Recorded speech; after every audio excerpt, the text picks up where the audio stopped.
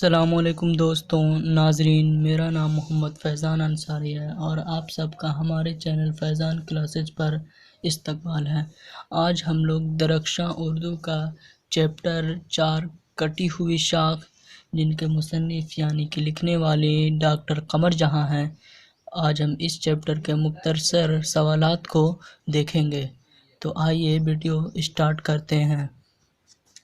تو مختصر سوالات کا پہلا سوال ہے کہ قمر جہاں کے حالات زندگی پر 5 جملے لکھیں، یعنی ان کی زندگی کے بارے میں کچھ جملے لکھنے ہیں۔ تو اس کا جواب ہوگا، قمر جہاں کی پیدائش تقریباً 1951 سے 1952 میں سمستی پور ضلع کے مردم خیز گاؤں بزرگدوار میں ہوئی۔ اسی گاؤں کو ان کا آبائی وطن سمجھنا چاہیے۔ آپ کے والد کا نام سید عطاء الحق تھا۔ خاندان کے افراد علم و ادب سے دلچسپی رکھتے تھے، چنانچہ روایتی تعلیم حاصل کرنے کے بعد قمر جہاں پٹنہ آ گئیں اور پٹنہ یونیورسٹی سے اردو میں ایم اے اور پی ایچ ڈی کیا۔ اردو ادب سے فطری دلچسپی ہونے کی وجہ سے زمانہ طالب علمی میں ہی یعنی 1966 سے افسانہ لکھنا شروع کر دیا۔ آپ کی پہلی کہانی جنون وفا ہے، جو ماہنامہ صبح نو پٹنہ سے 1966 میں اشاعت پذیر ہوئی، یعنی جنون وفا کی اشاعت 1966 میں ہوئی تھی۔ اس کے بعد دوسرا سوال ہے، قمر جہاں کی تصانیف کی فہرست موضوع کے اعتبار سے لکھیں، یعنی ان کی تصنیف کے موضوع کے بارے میں لکھنا ہے۔ تو اس کا جواب دیکھتے ہیں۔ تو اس کا جواب ہوگا کہ قمر جہاں کی تصانیف میں 3 افسانوی مجموعے ہیں، جن میں چارہ گر 1983 اور اجنبی چہرے 1991 میں شائع ہو چکے ہیں، اور ایک افسانوی مجموعہ یادیں نگر زیر اشاعت ہے، یعنی اس کی اشاعت کے بارے میں پتہ نہیں ہے۔ اختر شیرانی کی جنسی و رومانی شاعری، معیار کلام عبداللہ حافظ مشکی پوری، تحقیق و تدوین کلام اور حرف آگہی آپ کی تنقیدی تصانیف ہیں۔ قلمی شعر ابھی جاری ہے۔ اس کے بعد تیسرا کوشچن ہے، قمر جہاں کی تعلیم و تدریس کے بارے میں مختصراً بیان کیجیے، یعنی ان کی تعلیم کے بارے میں مختصر بیان دینا ہے۔ تو آئیے اس کا جواب دیکھتے ہیں۔ خاندان کے افراد علم و ادب سے دلچسپی رکھتے تھے، چنانچہ روایتی تعلیم حاصل کرنے کے بعد قمر جہاں پٹنہ آ گئیں اور پٹنہ یونیورسٹی سے اردو میں ایم اے اور پی ایچ ڈی کیا۔ اردو ادب سے فطری دلچسپی ہونے کی وجہ سے زمانہ طالب علمی میں ہی یعنی 1966 سے افسانہ لکھنا شروع کر دیا۔ آپ کی پہلی کہانی جنون وفا ہے، جو ماہنامہ صبح نو پٹنہ سے 1966 میں اشاعت پذیر ہوئی۔ سندروتی مہیلا کالج بھاگلپور کے شعبہ اردو سے آپ نے اپنی تدریسی کیریئر کا آغاز کیا اور ترقی کرکے بھاگلپور یونیورسٹی کے صدر شعبہ اردو تک کے عہدے کو سنبھالا۔ افسانہ نگاری کے علاوہ آپ کے متعدد تنقیدی مضامین کے مجموعے بھی شائع ہو کر منظر عام پر آ چکے ہیں۔ تدریسی خدمات و تصنیفی مصروفیات ایک ساتھ جاری ہیں۔ اس کے بعد چوتھا کوشچن ہے، اردو کے کسی 5 افسانہ نگاروں کے نام لکھیے۔ تو اس کا جواب ہوگا، اردو کے 5 افسانہ نگاروں کے نام درج ذیل ہیں۔ یہاں پاس 5 نہیں 7 ہے، لیکن آپ ان میں سے کنہیں 5 کو یاد کر لیں۔ پہلا ہے سہیل عظیم آبادی، دوسرا سید محمد محسن، تیسرا ڈاکٹر قمر جہاں، چوتھا نگار عظیم، پانچواں شکیلہ اختر، چھٹا کرشن چندر، ساتواں الفونسو دادے۔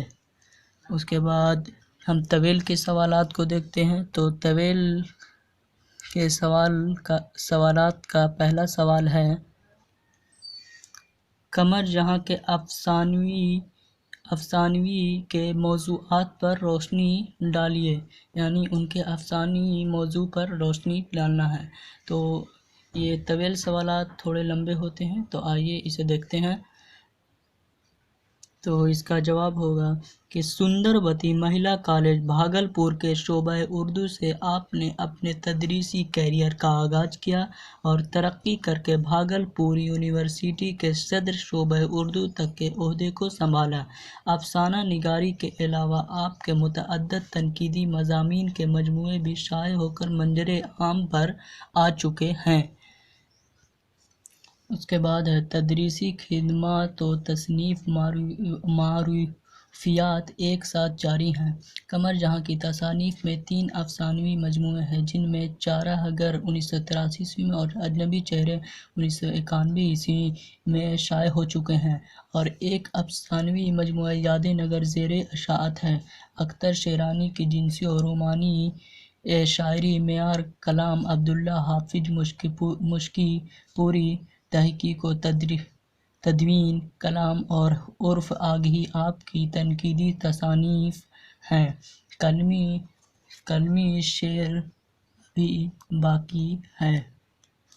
قلمی شعر ابھی جاری ہے۔ اس کے بعد طویل کا دوسرا سوال ہے، جو کہ VBI سوال ہے، اور یہ 5 نمبر میں بورڈ میں 5 نمبر میں پوچھ دیے جاتے ہیں، تو آپ اسے ضرور یاد کریں۔ یہ سوال ہے کہ کہانی کا عنوان کٹی ہوئی شاخ کیوں ہے، واضح کیجیے، یعنی اس کا وجہ بتائیے کہ کٹی ہوئی شاخ کیوں ہے۔ اس چیپٹر عنوان کے معنی چیپٹر ہوتا ہے کہ اس چیپٹر کا نام آخر کٹی ہوئی شاخ کیوں ہے، کس وجہ سے ہے۔ تو آئیے اس کا جواب دیکھتے ہیں۔ تو اس کا جواب ہوگا کہ آج کے جدید سائنسی اور مادی ماحول میں معاشرے میں جو مسائل پیدا ہو رہے ہیں، ان مسائل کو ہی قمر جہاں نے اپنے افسانوں کا موضوع بنایا ہے۔ چنانچہ زیر نصاب افسانہ کٹی ہوئی شاخ اسی پس منظر سے متعلق ہے جس میں ایک شخص روپیہ کمانے کے لیے خلیجی ممالک جاتا ہے۔ روپیہ تو خوب کما لیتا ہے، لیکن اپنے معاشرے اور تہذیب سے کٹ کر جس ذہنی کرب و اذیت کا شکار ہو جاتا ہے، اس کی کیفیت کی ترجمانی اس افسانے میں بندرجہ میں موجود ہے۔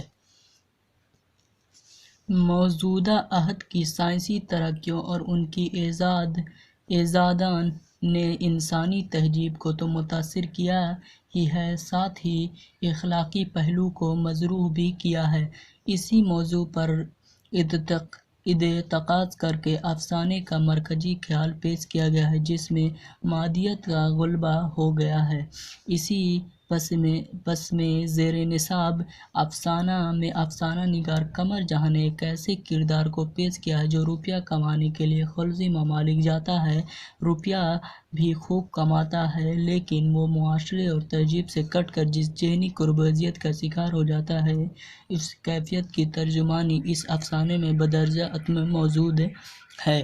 اس کا مطلب یہ ہوا کہ کٹی ہوئی شاخ کی کہانی میں ایک لڑکا ہوتا ہے جو گاؤں سے نکل کر کے خلیجی ممالک جاتا ہے، اور وہاں جا کر کے ڈھیر سارے پیسے کما لیتا ہے، عزت و آبرو کما لیتا ہے، لیکن اس کے بعد اس کا حال یہ ہوتا ہے کہ وہ اپنے معاشرے، اپنے ماں باپ، اپنے بھائی بہن یا پھر اپنے معاشرے میں رہ کر جو اس نے تہذیب سیکھی تھی، اس تہذیب کو وہ بھول جاتا ہے اور مشرقینی تہذیب کو اپنا لیتا ہے، یعنی کہ سائنسی ٹیکنالوجی کو اپنا لیتا ہے، اور ماں باپ نے جو پرورش میں سکھایا تھا اس بات کو وہ بھول جاتا ہے۔ اس کا مطلب یہ ہے کہ وہ اپنے تہذیب سے، اپنے معاشرے کی تہذیب سے کٹ کر کے مشرقی تہذیب کی اور مائل ہو جاتا ہے۔ اس لیے کہانی کا جو عنوان ہے وہ کٹی ہوئی شاخ ہے، کیونکہ ایک پیڑ سے وہ اپنے معاشرے کا ایک پیڑ کا شاخ تھا، لیکن وہ پیسہ کمانے کے چلتے خلیجی ممالک جاتا ہے، لیکن جاتا ہے پیسہ تو کماتا ہے، لیکن وہ اپنے تہذیب سے کٹ کر کے جس ذہنی مشرقی تہذیب کا شکار ہوتا ہے اس کی بیان بھی نہیں کی جا سکتی ہے۔ تو یہ تھا آج کے کٹی ہوئی شاخ چوتھے چیپٹر کا مختصر اور طویل سوال کے جواب۔ امید ہے کہ آپ کو ویڈیو اچھا لگا ہوگا۔ اگر ویڈیو اچھا لگا ہے تو ہمارے چینل کو سبسکرائب کریں، ویڈیو کو لائک کریں، دوستوں کے پاس شیئر کریں، اور ہم نے اپنے چینل فیضان کلاسز پر اور بھی پچھلے ویڈیوز چھوڑ دیے ہیں، تو آپ ہمارے چینل کے پلے لسٹ پر جا کر کے ویڈیوز دیکھ سکتے ہیں۔ خدا حافظ۔